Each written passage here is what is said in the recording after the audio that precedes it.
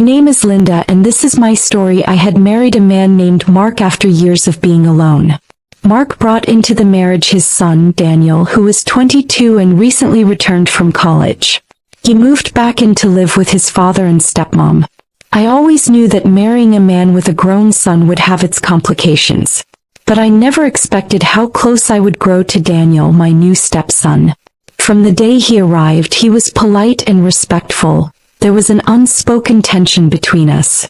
At first, I thought it was simply the adjustment period of living together.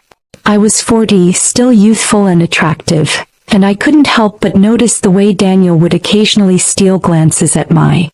Daniel, on the other hand, found himself drawn to my beauty. I was everything he admired in a woman, mature, self-assured, and radiating an allure that left him quietly captivated. Mark was often away on business, leaving I and Daniel to spend long evenings together. What started as casual conversations slowly turned into deeper, more personal discussions. I began to feel an unexpected connection with Daniel. One evening we were watching a movie together and the air between them seemed heavier than usual. Daniel shifted uncomfortably on the couch, his arm brushing against me. It was an innocent touch, but it sent a shockwave through both of us. My heart raced as I realized how inappropriate my thoughts were becoming. I was his stepmom and I loved Mark. But something about the way Daniel looked at me made me feel things I hadn't felt in years. Days passed and the tension only grew. Daniel couldn't shake his growing attraction to me. He tried distancing himself, but it seemed the more he tried, the stronger the pull became. One night, after a particularly long and heated conversation about relationships and desires, Daniel confessed that he was struggling with feelings he couldn't control. I asked him what he meant, my voice trembling. He looked me in the eyes, his voice low and sincere. "I'm drawn to you. I know I shouldn't be, but I can't help it." I froze.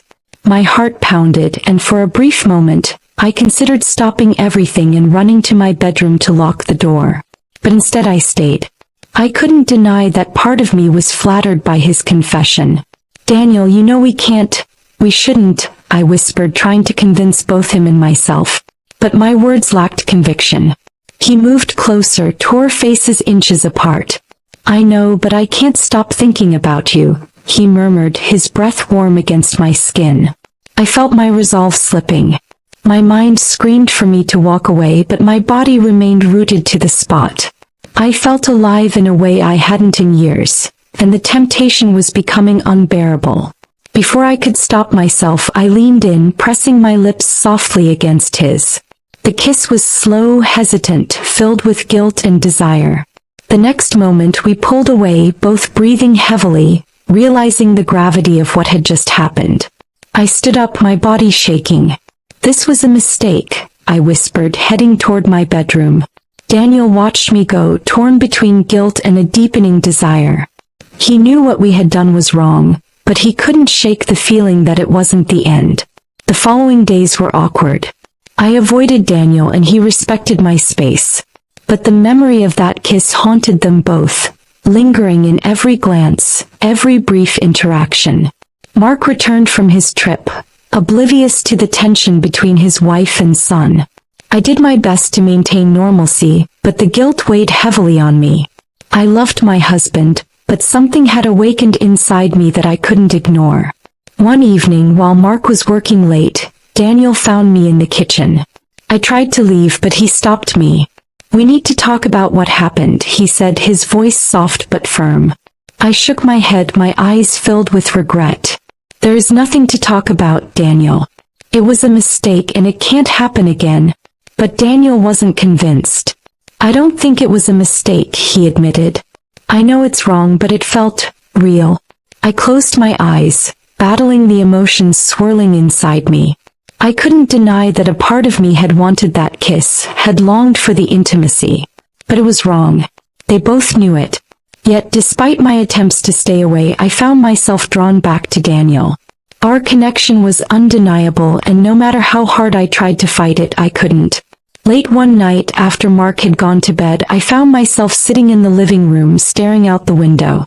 Daniel entered the room, sitting beside me silently. The tension thick between them. Finally, I whispered, "I don't know what to do." Daniel reached for my hand, his touch gentle but firm. He confessed, "But I know I don't want to stop." My resolve crumbled. I turned to him, tears in my eyes. "This is so wrong, Daniel. We can't keep doing this." He gently wiped away my tears, leaning in closer. "I know, but I can't stop. I care about you too much." In that moment, all the guilt, the confusion, and the desire came over me like a wave. I gave in, kissing him deeply, passionately, my body responding to him in ways I hadn't anticipated. What followed was a night of intimacy but we had secretly longed for. It was a line they had crossed and there was no going back. The next morning I woke up with a deep sense of shame. I had betrayed Mark, the man I loved, and my relationship with Daniel was now forever changed. Daniel, however, felt a strange sense of calm. He knew what we had done was wrong, but he couldn't bring himself to regret it. His feelings for I had only deepened. As days turned into weeks, our secret became harder to keep. I was consumed with guilt, avoiding Mark whenever possible. But Daniel seemed unfazed, even bold in his affections. One evening Mark confronted me. He had noticed the distance, the avoidance, and the strange tension in the house. "What's going on?" he asked, his voice filled with concern. My heart raced. I had to make a choice. Confess everything or bury the truth forever. My mind spun with the consequences of our decision. "Nothing, Mark," I lied, my voice trembling. "I'm just tired. It's been a lot lately." But deep down I knew the truth would eventually come out. As the months passed, the relationship between I and Daniel became more complicated.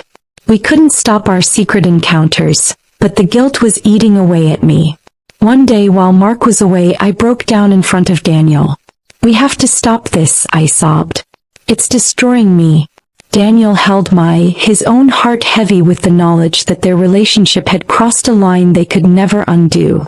In the end, I knew that their secret couldn't stay hidden forever, and the weight of their actions would eventually tear our lives apart.